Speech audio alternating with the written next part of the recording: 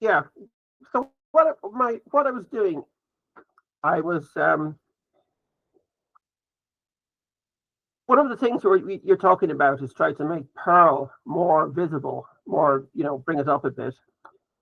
And I had an idea recently about building. I was looking to build a website with a Mojolicious, instead of all the other options that are out there. And one of the things I noticed is missing is that a lot of back-end programs are not supported, like portals. The one I'm looking at is Supabase. Let's see if I can. Uh, God, hold on. Sorry, no, cancel. Yeah. So my idea was, yes. So Supabase, if you go to the site, if you're familiar with it, it's basically a Postgres database that also is used for yeah, the back end. It uses Postgres. It has a full authentication features. It does real-time updates to the database. It has storage, so basically using AWS. That's the only part of it that isn't a database. It also does edge functions. It's fully open source, and what it does is it uses a chained function format that generates SQL queries to send to the API. So basically, it's available in JavaScript. It's available in Python, um, Ruby, Kotlin, Swift, and pretty much everything except Perl. So my idea was, I'm looking into writing a Perl client for Supabase. So what it does, it's an API, and it just sends API REST requests.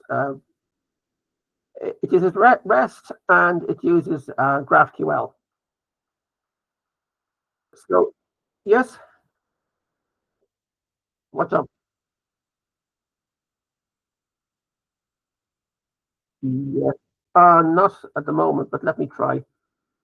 Um, I'll turn off. I'll turn off the camera. Uh,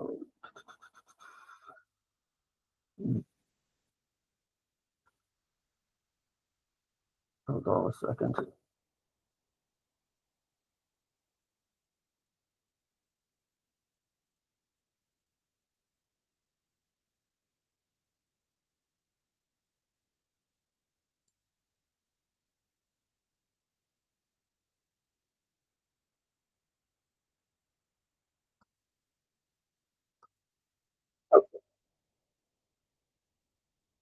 Yeah, I think I'll do that. Yeah. Okay. Can you see? Yeah. Can you see that it disappeared again? Yeah. Okay. Great. Where? Oh, yeah. Okay. Yeah. So that's the Superbase. That's their webpage. So you can go there. You can see all the features they've got, and it's a full automatic back end for your website or for your portal. So I could say it's got everything. It's got database. It's got authentication. It's got file storage. I think it's even got image processing, and and it's all done with REST requests, request receive, and like I say, it's implemented in every language that I can think of, all the major web languages except Perl. And my goal is to make a Perl client for it. And from what I'm still in the early stages of this. Um, what I can tell is, like, Mojolicious has all the functionality I need, and I'm working with the Next.js, um, with the Next.js client, and I'm trying to reverse engineer that into Perl. So that's basically my project. So yeah, so it'll what it'll enable you to do is has I can't share this one. Um, so instead of writing the request in JavaScript format, you can do it in Perl format. So it has like from, selects, EQ, and all kinds of um, like methods. Um, yeah, so that's what I'm working on. And also, per your suggestion, I'm also looking into the how to generate the swagger with AI, um, so I can keep updating the API as it changes, because this one changes quite a lot. Um, yeah, that's basically the project. So, does anyone have any questions?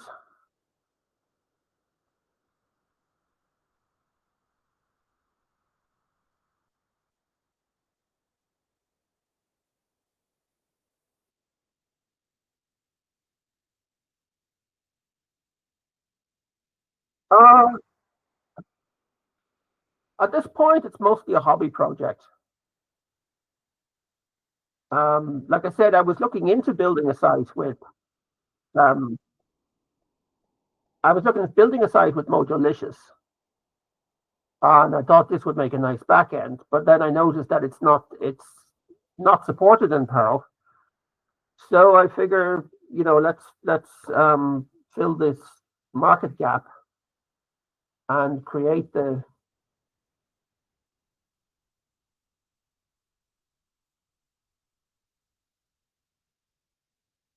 right. Yes.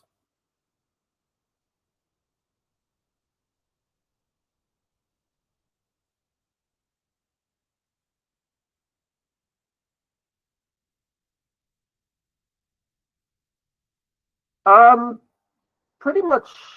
Are you familiar with Laravel? If you take any backend like Laravel for PHP, which comes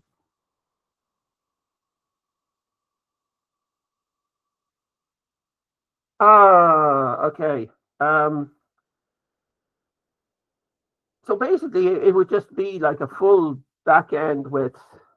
You could use it like for um, like any kind of a mobile app or a portal. If you want to build your own, I don't know, Amazon.com or I don't know, dating sites or whatever, where you need data. So it's a database backend that also supports file storage.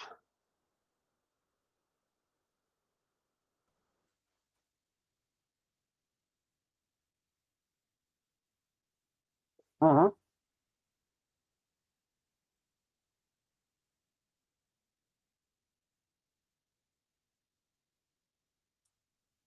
Well, if they wrote, well, Supabase, like I say, has the full authentication and everything built in.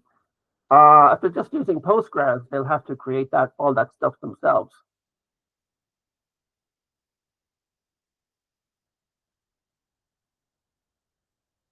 Correct. And Supabase also has, you're only working with the API. You don't have to, yeah, oh yeah, you don't have to go down into the database internals. Like everything's there for you. Everything's already like in a black box. So you just send this, it's just request response. You send it the request in JSON and you get back the response in JSON. But you don't need to worry. You don't even need to care that it's Postgres. It's just a database out in the cloud somewhere. Whereas again, if you build a thing in Postgres, you'd have to think of the security, authentication, um, hosting, and everything. So basically, Supabase does all that for you. Um,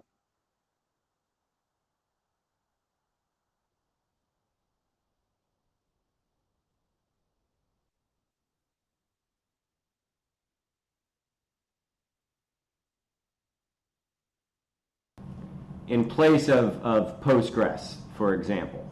It would be used in place of Postgres And you would not want to use Mojolicious as the front end and then have both Postgres and Supabase on the back end, because that would be redundant.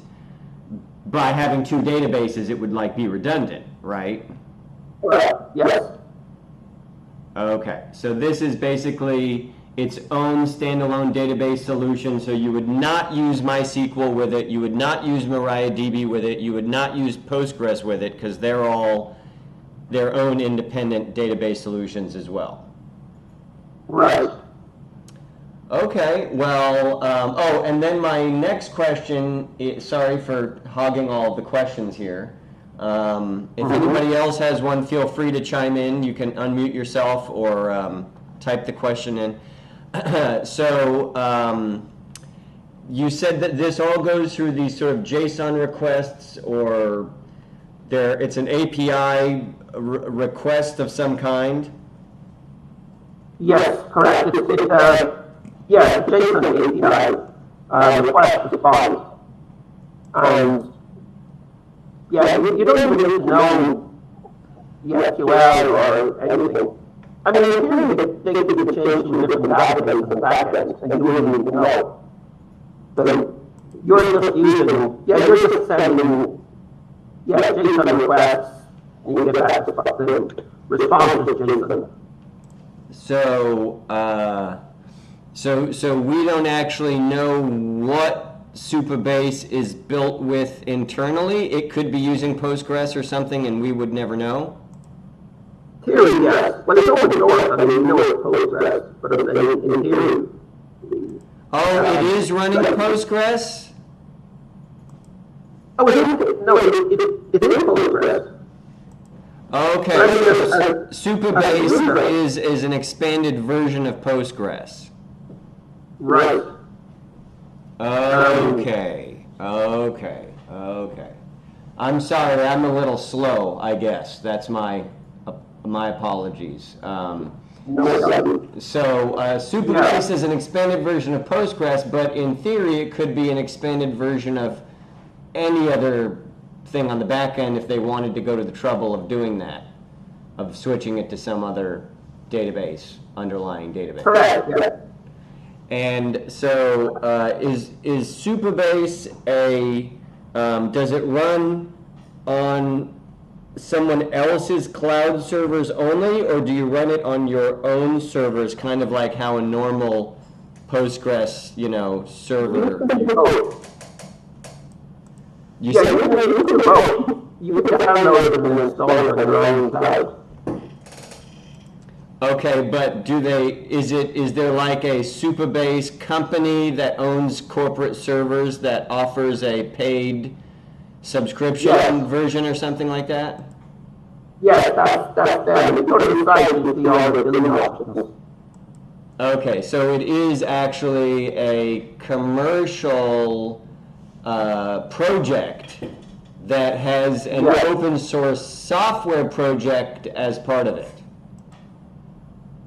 Yeah, well, the whole thing is open source. I mean, it's a company that created it. Well, sometimes companies, when they create these open source projects, they'll eventually have a enterprise edition, or such and such edition that's not the closed source version instead of the open source version. Okay. I'm just making an observation. That may not apply to these people in any way, but that's just why I brought that up. And I haven't heard anything about. I haven't heard anything about doing any open source. They were starting in 2020. Okay, well they've got plenty of time ahead of them to be corrupted by the dark side of the Force then. But no, that's good. And is it controlled by Amazon or Google, or is it a totally independent company? It's an independent company. It's familiar with Firebase, which is Google. It was like an open source alternative to Firebase. So Firebase is a similar back-end database. I think also the file storage that is very popular, especially for mobile. But it's Google, it's proprietary, and there's being issues with it. Like once you start using it, they start telling you how to log. So this was built as an alternative, as a non-Google alternative. Okay, so Supabase is the open source alternative to Google's Firebase. Exactly. Ah, okay, gotcha. Yeah, so there is sort of the closed source original thing, which is Firebase. Mm-hmm. Okay. Right. Gotcha. Okay, well, yeah, that's definitely very helpful. Firebase. It's completely independent. It's a total re-implementation from scratch, I assume. Yes. So they're not infringing on Google's intellectual property in any way. No, they're completely separate. It's not a fork. It's a completely written from scratch. Okay, great. Well, that definitely helps me to understand, and I would like to open it up if anybody else had any questions about Firebase or Supabase at this time for Justin. This would be your chance. You can type in your question to the comments, or you can just unmute yourself if you'd like at this point. We'll give a few moments in case anyone has any questions. Or anyone here in person, any questions as well? Going once? Going twice? Okay, well, let's give a nice round of applause for Justin Kelly. So, Justin, my final comment would be simply to come back in December and show us your latest and greatest update on the Supabase code. Thank you. Okay, great. Thank you, Justin. All right, you can unshare your screen now. And you can turn off your video and mute yourself. Very good. Okay.